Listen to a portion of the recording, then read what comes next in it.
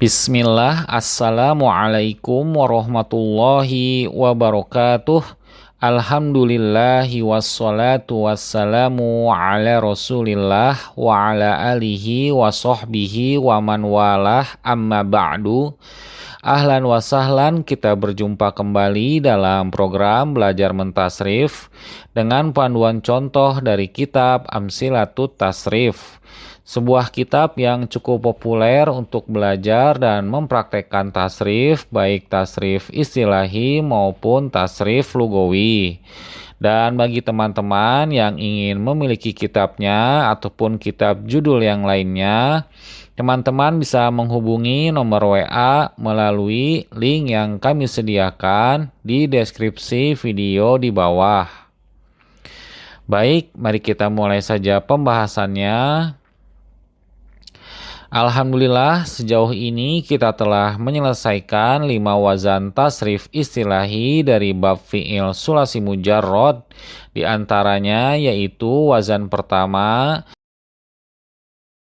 fa'ala yaf'ulu, wazan kedua fa'ala yaf'ilu, lalu wazan ketiga fa'ala yaf'alu, wazan keempat fa'ila yaf'alu, dan wazan terakhir yang telah kita bahas yaitu wazan yang kelima fa'ula yaf'ulu. Maka di pertemuan kali ini kita akan melanjutkan pembahasan tasrif bab fi'il sulasi mujarrad dengan wazannya yang keenam yaitu wazan fa'ila yaf'ilu, di mana wazan fa'ila yaf'ilu ini merupakan wazan terakhir sekaligus pelengkap dari bab fi'il sulasi mujarrad. Sebelum kita nanti melanjutkan kepada bab yang selanjutnya yaitu bab fi'il rubai mujarrad. Dan pembahasan bina pada wazan fa'ila yaf'ilu ini juga tidaklah banyak. Hanya ada 2 macam bina saja yang akan dibahas. Bina yang pertama yaitu bina sohih, dan bina yang kedua yaitu bina misal wawi. Selain dari kedua bina ini, tidak dapat dimasukkan ke dalam wazan fa'ila yaf'ilu ini. Lalu perbedaan wazan fa'ila yaf'ilu dengan wazan yang sebelumnya yaitu wazan fa'ula yaf'ulu terletak pada perubahan harokat pada ain fi'il madi dan juga pada ain fi'il mudorenya. Seperti ain fi'il madi dan fi'il mudore yang sebelumnya berharokat dhammah, maka di wazan sekarang ini ain fi'il pada fi'il madi dan fi'il mudorenya berharokat kasroh. Dan di wazan yang keenam dari bab fi'il sulasi mujarrad ini memiliki kesamaan dengan wazan yang sebelumnya, yaitu tidak terdapat pembentukan sigot isim alatnya. Dan alasan dihilangkan bentukan sigotnya tersebut juga sudah kita jelaskan pada video sebelumnya. Dan di sini tidak akan kita jelaskan kembali alasan sigot isim alatnya tersebut dihilangkan karena untuk mempersingkat waktu pembahasan. Namun, untuk pembentukan sigot isim maf'ul kembali dihadirkan karena lafaz fi'il-fi'ilnya sebagian besarnya termasuk ke dalam lafaz fi'il muta'addi atau kata kerja transitif yang membutuhkan kepada objek agar makna kalimatnya menjadi lengkap ataupun sempurna. Lalu, alasan kenapa wazan fa'ila yaf'ilu ini ditempatkan di bab yang terakhir dari bab fi'il sulasi mujarrad, alasannya dikarenakan pada wazan fa'ila yaf'ilu ini dijadikan untuk menampung ataupun menjadi wadah bagi lafaz-lafaz fi'il yang saz. Sekarang kita kembali kepada pembahasan pembentukan sigot yang ada, yang tentunya dimulai dengan bina sohih. Pada pembentukan sigot di wazan kali ini, tentunya tidak terjadi proses i'lal, dikarenakan Huruf-huruf yang digunakan dalam lafaz fi'ilnya semuanya merupakan huruf yang sahih. Sehingga setiap pembentukan dari satu sigot ke sigot yang lainnya tinggal mengikuti wazan yang sudah ditentukan. Walaupun begitu, perbendaharaan mufrodat dari fi'il bina sahih wazan fa'ila yaf'ilu ini jumlahnya tidaklah banyak alias sangatlah sedikit. Begitu pula dengan jumlah mufrodat pada bina misal wawinya. Oleh karena itu, pada pertemuan kali ini, kita akan gabungkan saja sekaligus pembahasan tasrif pada dua bina tersebut. Baik, kita mulai dengan mempraktekkan tasrif istilahi dari bina sahih. Di layar kita bisa melihat tabel praktek tasrif istilahi wazan fa'ila yaf'ilu dimulai dari sigot fi'il madi hingga sigot isim zaman wa makan. Di mana pada praktek tasrif istilahi kali ini, sigot isim fa'il dan isim maf'ulnya kembali seperti biasa dengan wazan yang biasa sering digunakan. Namun, untuk pembentukan sigot isim alatnya tetap ditiadakan. Lalu, mauzun yang akan digunakan untuk praktek tasrif istilahi kali ini yaitu hasiba yahsibu, yang maknanya adalah menyangka. Baik, mari kita praktekkan. Hasiba yahsibu husbanan, hasibun mahsubun, ihsib la tahsib mahsibun mahsibun. Kita ulangi. Hasiba yahsibu husbanan, hasibun mahsubun, ihsib la tahsib mahsibun mahsibun. Lafaz hasiba bermakna dia laki-laki telah menyangka. Yahsibu, dia laki-laki sedang menyangka. Husbanan, persangkaan. Hasibun, orang yang menyangka. Mahsubun, yang disangkakan. Ihsib, menyangkalah. La tahsib, janganlah kamu menyangka. Mahsibun, tempat ataupun waktu menyangka. Kita coba praktekkan kembali dengan mauzun yang kedua, yaitu ajifa ya'jifu, yang maknanya adalah lemah. Kita praktekkan. Ajifa ya'jifu ajafan, ajifun ma'jufun, i'jif la ta'jif ma'jifun ma'jifun. Kita ulangi. Ajifa ya'jifu ajafan, ajifun ma'jufun, i'jif la ta'jif ma'jifun ma'jifun.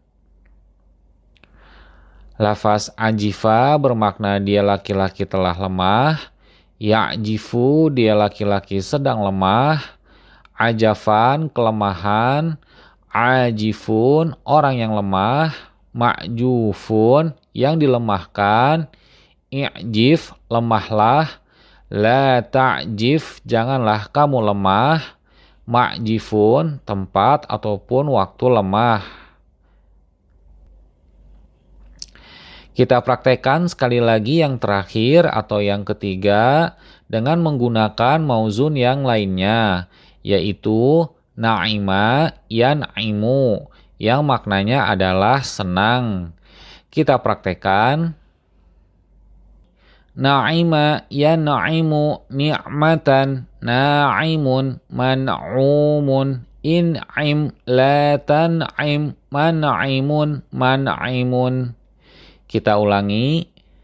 Na'ima yan'imu ni'matan, na'imun man'umun, in'im la tan'im man'imun man'imun.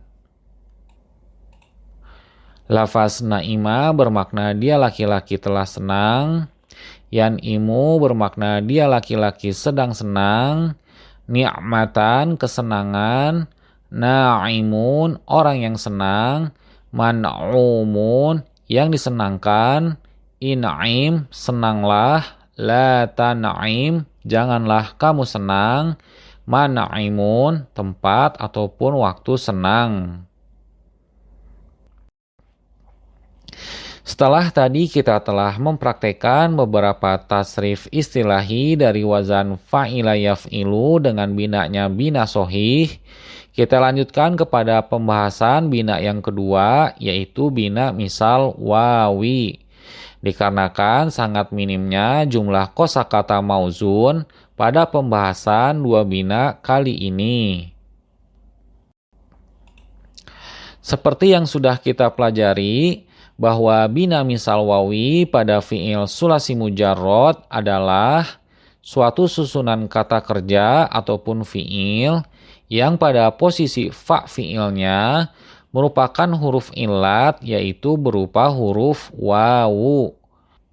Oleh karena itu, bina misal wawi ini sering juga disebut dengan sebutan lain, yaitu fi'il mu'talfa. Karena huruf posisi fa fi'ilnya berupa huruf illat wawu. Dan bina misal wawi ini terdapat pada semua bab wazan yang 6, kecuali pada bab wazan fa'ala yaf'ulu. Untuk pembahasan sigotnya, kita akan fokuskan pada sigot fi'il mudhari, fi'il amr, dan fi'il nahi, yang akan kita jelaskan secara singkat.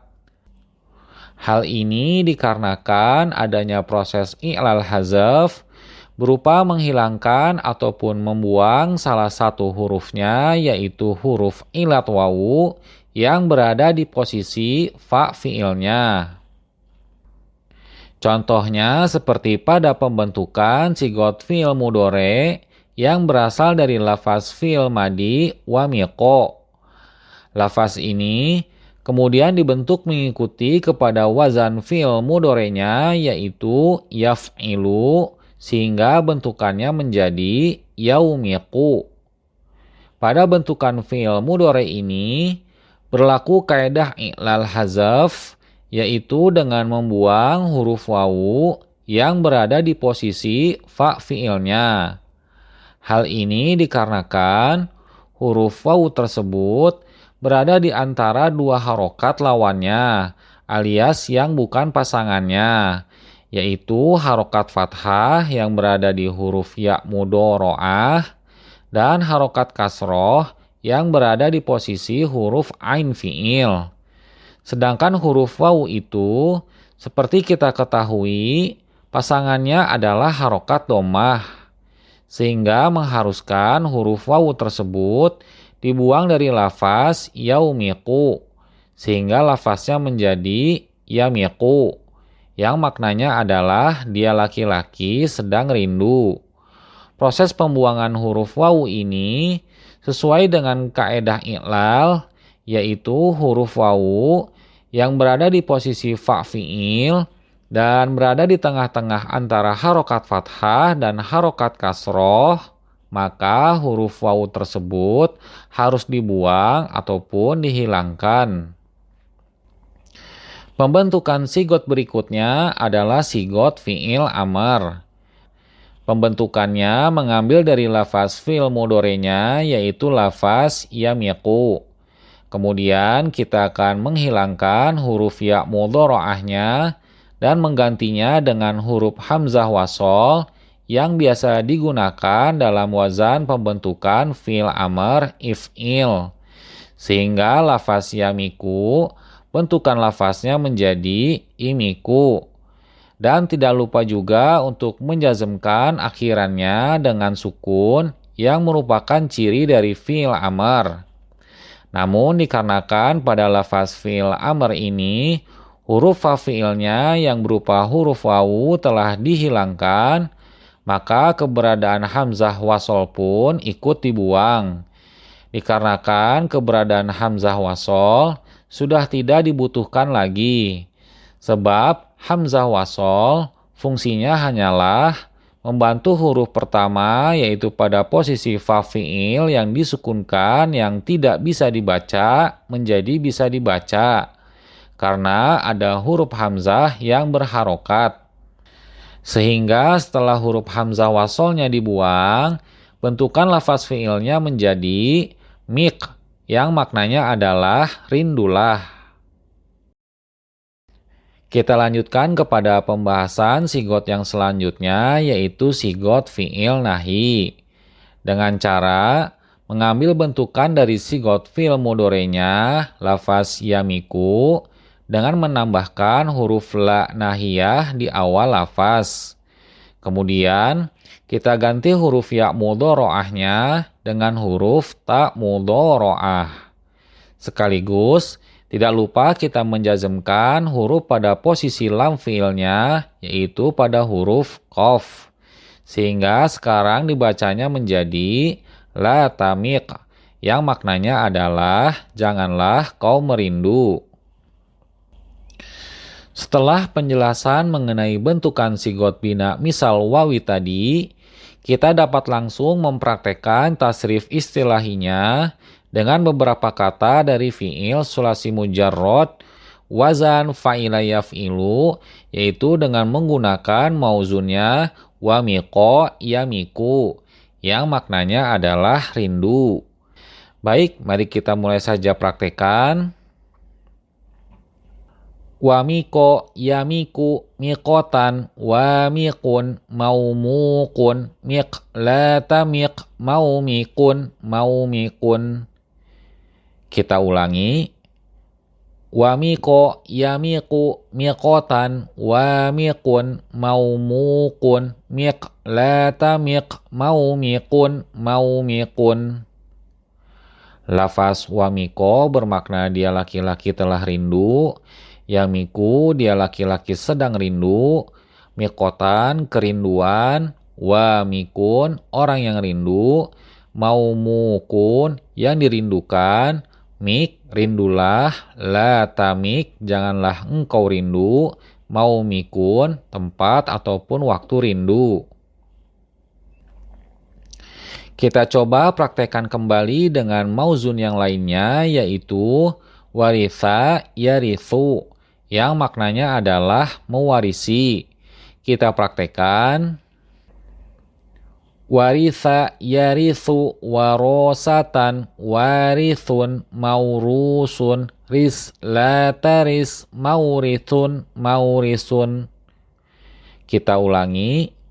Waritha yarithu warosatan warithun mauruthun ris la taris maurithun maurithun. Lafaz warisa bermakna dia laki-laki telah mewarisi, yarisu dia laki-laki sedang mewarisi, warosatan warisan, warisun orang yang mewarisi, maurusun orang yang diwarisi, ris mewarisilah, la taris janganlah kamu mewarisi, maurisun tempat ataupun waktu mewarisi. Kita praktekkan sekali lagi yang terakhir dengan menggunakan mauzun yang lainnya yaitu wasiqo yasiku yang maknanya adalah percaya. Kita praktekkan. Wasiqo yasiqu siqotan wasiqun mausuqun siq la tasiq mausiqun mausiqun. Kita ulangi. Wasiqo yasiqu siqotan wasiqun mausuqun siq la tasiq mausiqun mausiqun. Lafaz wasiko bermakna dia laki-laki telah percaya, yasiku bermakna dia laki-laki sedang percaya, siqotan kepercayaan, wasikun orang yang percaya, mausukun yang dipercaya, sik percayalah, la tasik janganlah kamu percaya, mausikun tempat ataupun waktu percaya. Setelah tadi kita telah mempraktekkan beberapa tasrif istilahi dari wazan fa'ila yaf'ilu dengan binanya bina misal wawi, maka masih ada beberapa mauzun lagi yang dapat dipakai untuk latihan teman-teman di rumah guna melancarkan dan membiasakan proses tasrif istilahi ini. Kata-kata mauzun itu diantaranya yang pertama, wari'a, yari'u, waro'an. Maknanya menjauh dari keburukan. Yang kedua, warima, yarimu, waroman. Maknanya adalah membengkak. Yang ketiga, yang terakhir, wasi'a, yasi'u, si'atan. Maknanya adalah luas ataupun lapang. Bismillah, dengan sering melazimkan latihan tasrif istilahi ini, teman-teman insya Allah akan mendapatkan banyak faedah untuk lebih cepat menguasai bahasa Arab. Wallahu a'lam bishawab. Baik, untuk pertemuan kali ini kita cukupkan saja sampai di sini. Kami mohon maaf jika ada kekurangan dan kekeliruan dalam penyampaian video ini. Insya Allah kita berjumpa lagi di pertemuan yang berikutnya. Kami mohon pamit undur diri. Subhanakallahumma wa bihamdika asyhadu alla ilaha illa anta astaghfiruka wa atubu ilaik. Assalamualaikum warahmatullahi wabarakatuh.